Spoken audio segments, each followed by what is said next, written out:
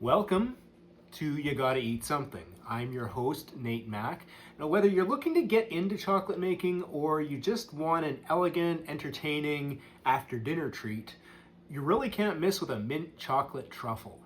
Check it out. So, just a few things. Make sure you're using a high quality dark chocolate, minimum 70% cocoa like Calabo or Couverture. Don't try to use chocolate chips or baker's chocolate or anything like that. You won't get the same result. We are going to be using an immersion blender in this video, a stick blender. If you don't have one, that's fine. A good small stiff whisk will work equally well. And as always, this is YouTube, so please like and subscribe, and let's get into it. Okay, so we're going to start with one bunch of mint. We're going to pick all the leaves off of that, and then we're going to stack those leaves into a pile. Roll them up tightly like this. And then we're going to take our kitchen knife and we're going to chop the roll into fine little ribbons like this.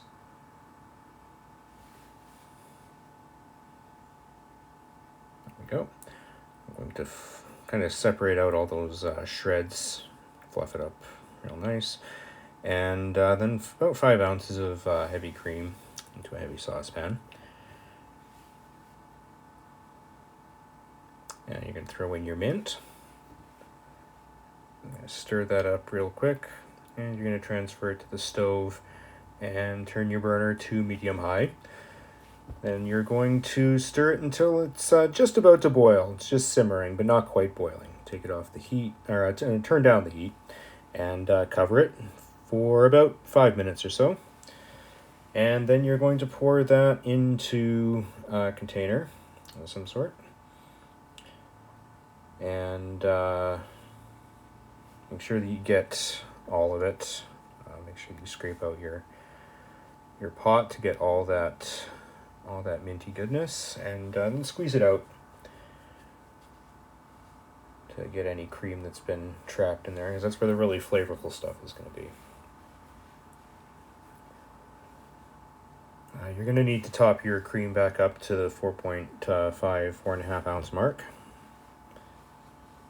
And then you want to put that mint cream mixture into a heavy saucepan that you've cleaned, if you only have the one, like me. And then you're going to set it. You're going to add 1 ounce of white corn syrup and just a little sprinkle of salt, and then whisk that up really good. And you're going to set that aside for now. We're going to grab our chocolate. I know I said 70% before. But 60% will work equally well as long as you're using like a Calabo or a Couverture. And if you're using a block like I am, you're gonna cut off about 6 ounces, and then you're going to chop that up really fine. I won't make you watch me chop up all of that. We're gonna transfer that to a mixing bowl, and then we're gonna weigh out. These are Calabo wafers. Wafers are the other form that they are sold in. Wafers are a little different from chips in that they still don't have any extra additives or whatever. They're just a way of transporting chocolate. So you're going to put that back into the bowl with the dark chocolate. You're going to cut up 16 grams of butter into little blocks like this, and put that in the mixing bowl. We're going to put the mint mixture on the stove, and we're going to set our heat to medium-high. We're going to stir that fairly often until it just starts to, it's about to boil over, but it doesn't. So you immediately take it off at that point or it'll scald, and you pour that over the chocolate. And you're going to let that sit for about 2 minutes. And then starting from the middle with your stiff whisk, you're just going to kind of stir it in small motions, small circular motions, going around and gently incorporating all the chocolate into the hot cream. Now at this point, you want to take just a few drops of peppermint oil. This is going to kind of round out the flavor a little bit, kind of give it more of an upfront flavor on the palate, whereas the mint cream kind of tends to sit a little more back on the palate, tends to have more of an aftertaste. Scrape down the sides, and then grab your immersion blender if you're using one like I am, and get it all mixed up real good. And then transfer that to a baking dish. And you can smooth that out. You can see we've got a nice smooth ganache that's holding its shape here. So we're going to take some plastic wrap and we are going to actually push it down directly on top of the ganache itself. As you can see, it's a bit of a bad angle, but you can see that we're kind of pushing right down onto pushing the plastic right down onto the top of the ganache there, and it'll tear off easy in the morning, so don't worry. 12 hours minimum, but I like to put it in overnight, so put it in the fridge and then take it out and take off the plastic, and it should come right off nice and easy. Put on some gloves for this next part. It'll save you a lot of mess. And use an ice cream scoop to scoop out a good chunk of the ganache. Shape it a little bit. And then you're going to roll this out to about 20 grams each.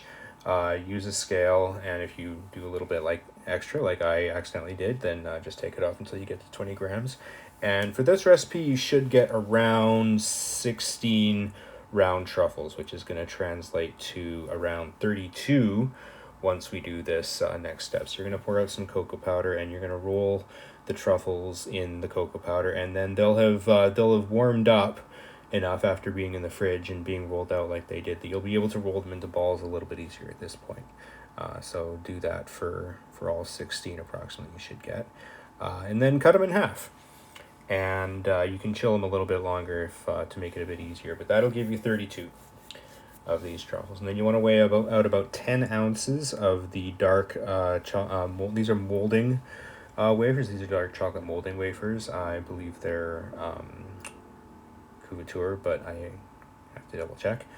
You can get those at most baker stores or bulk outlet stores.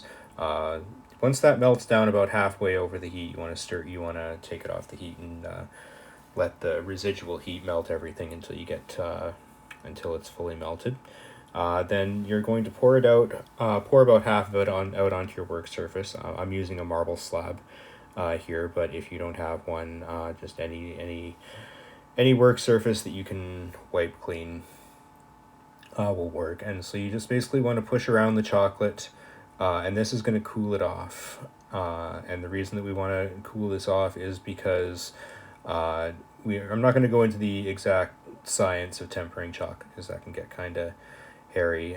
But basically, we're trying to cool down the chocolate as much as possible while having it still be workable. Because if we try and dip our chocolate while it's too hot, it's going to separate on us. So basically, we're just trying to cool down this chocolate as much as possible. So we transfer this cooled chocolate back into our mixing bowl. And then we're going to take that back over to our baking sheet here. And we're going to use a fork to dip the chocolates and transfer them back onto the sheet.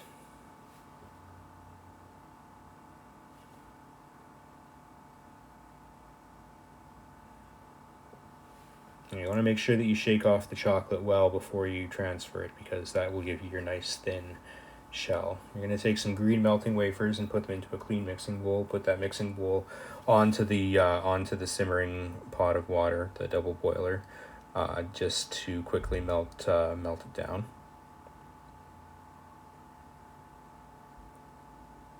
And then you want to put that melted green chocolate into a green sandwich bag. Into the green sandwich bag.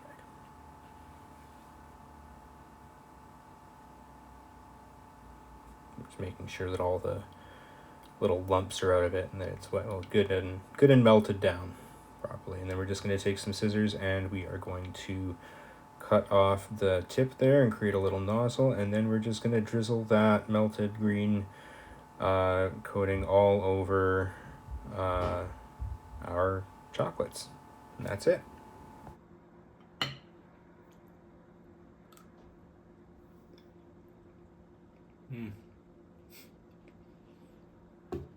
Let me know how yours turned out.